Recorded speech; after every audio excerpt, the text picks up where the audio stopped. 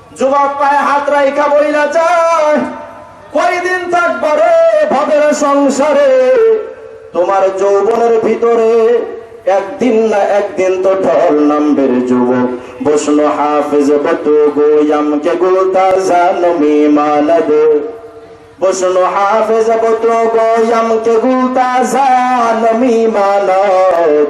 अगर मानद शबे दे घर नमी मानद, बुलज गुलशा जुदा कष्टा तुरुता जानमी मानद।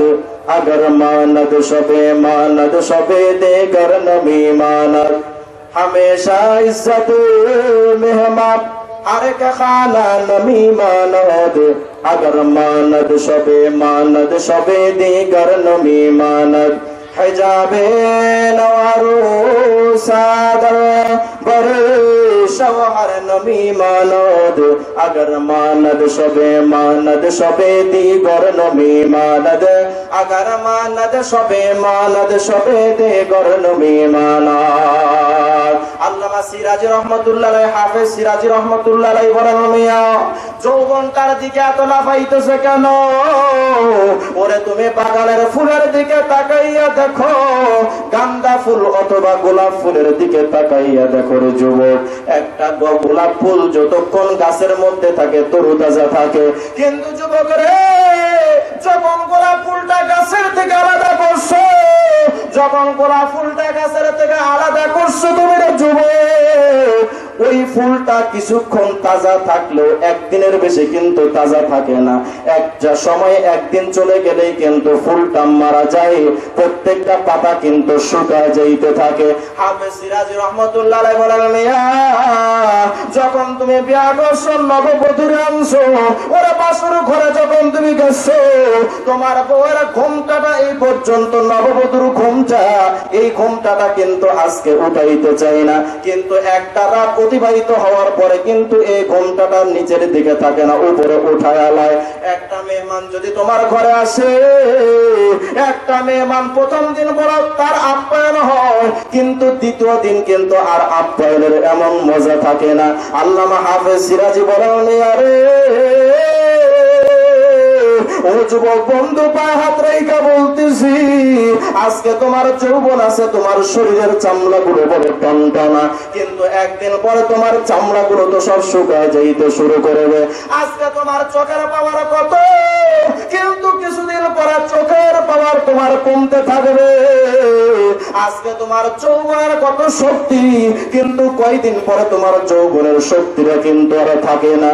ও যুবক বন্ধু পায়ে হাত রেখা বলতেছি, আজকে তোমার যৌবন আছে, যৌবনটা আল্লাহর প্রতি চালো, কারণ বন্ধু আল্লাহর রাস্তায় যদি যৌবনটা না চালাইতে পারো, কিয়ামতের দিন আল্লাহ পাক তোমার যৌবনের হিসাব যখন নিবে, বলো বড় বন্ধু বলো আল্লাহর কাছে কোন জবাবটা তুমি সেই সময় দিবা।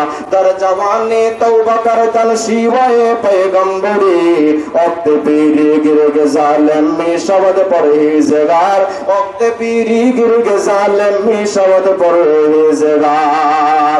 আর যদি আল্লাহর রাস্তায় যদি যৌবন বয়সটা কাটাইতে পারো, যৌবন অবস্থা আল্লাহর যদি ডাকতে পারে, তোমার এই ডাকটা আল্লাহ পাক নবীদের ডাকের মতো কবুল করবেন। সুবহানাল্লাহ জোরে বলেন।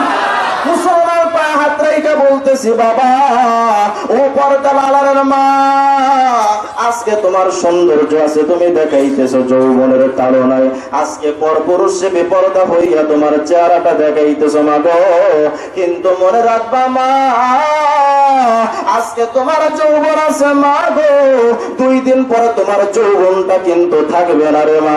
একটা কথা মনে রাখবা, যেই দিন তোমার বিয়ে হয়েছিল মা, বাপের বাড়ি থেকে যখন আসতেছিলা, ঘোমটা দিয়া কত সুন্দর পোশাক পরে আসছো মা গো, জামদানি লাল শাড়িটা পরে স্বামীর বাড়িতে আসছো, কিন্তু এমন একটা দিন আসবে মা, এমন একটা দিন তোমার আসবে, আজরাইলের সাথে সাক্ষাৎ হওয়ার পরে মা গো, তোমার শরীরের লাল শাড়িগুলো খুইলা, সেই দিন আর আইলানা মাস্কারা দিয়া কেউ মেকআপ করাবে না মা, সেই দিন তোমার আর জামদানি শাড়ি কেউ পরাবে না, সেই দিন কিন্তু সাদা 5টা কাফন পরাইয়া স্বামীর বাড়ি থেকে বের করবে। ওরে বাপের বাড়ি থেকে আসছিলা সুন্দর পোশাক পইরা, যেই স্বামীর বাড়িতে সাইজা আসছিলা ওই স্বামীর বাড়ি থেকে একদিন 5টা কাফন পরাইয়া সাজাইয়া তোমার কবরে রাখবে না। আজকে তোমার আমার যৌবনের তাড়নায় যা মন চাই করবো না যুবক। যদি যৌবন বয়সটা আল্লাহর রাস্তায় খরচ কইরা যদি কান্নাকাটি করতে পারো, কিয়ামতের ময়দানে যেই দিন বন্ধু কোন ছায়া থাকবে না ইল্লা বিল্লাহ, আল্লাহ পাকের ছায়া ছাড়া যেই দিন কোন ছায়া থাকবে না রে যুবক, যৌবন বয়সটা যদি আল্লাহর রাস্তায় তুমি কাটাইতে পারো, সরকার দু আলম নবী মুহাম্মদ রাসূলুল্লাহ বড় উম্মত, যৌবন বয়সটা আল্লাহর রাস্তায় কাটাও, কিয়ামতের দিন আল্লাহ পাক তার আরশের নিচে তোমার ছায়া দান করবেন। বলেন সুবহানাল্লাহ।